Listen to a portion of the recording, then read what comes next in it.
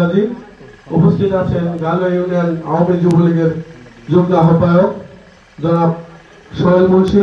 আর উপস্থিত আছেন গালুয়া ইউনিয়ন আওয়ামী লীগের যুগ্ম আহ্বায়ক জনাব মিজান হোসেন এবং সাবেক ইউপি সদস্যবৃন্দ এবং আমার প্রাণের সংগঠন বাংলাদেশ ছাত্রলীগ ৪ নং গালুয়া ইউনিয়ন শাখার সংগ্রামী সভাপতি জনাব মাসুম বিল্লাহ বাপ্পি সহ আজকে গালুয়া ইউনিয়নের নেতৃবৃন্দ সহ এই আজকে ৬ নম্বর ওয়ার্ডের ছাত্রলীগের নেতৃবৃন্দ সহ আওয়ামী লীগের যুবলীগের নেতৃবৃন্দকে সকলকে আমার প্রাণের সংগঠন বাংলাদেশ ছাত্রলীগ ৪ নং গালুয়া ইউনিয়ন শাখার পক্ষ থেকে সংগ্রামী সালাম এবং আওয়ামী লীগের প্রতিষ্ঠাবার্ষিকীর শুভেচ্ছা। বাংলাদেশ আওয়ামী লীগের ৭৫তম প্রতিষ্ঠাবার্ষিকী।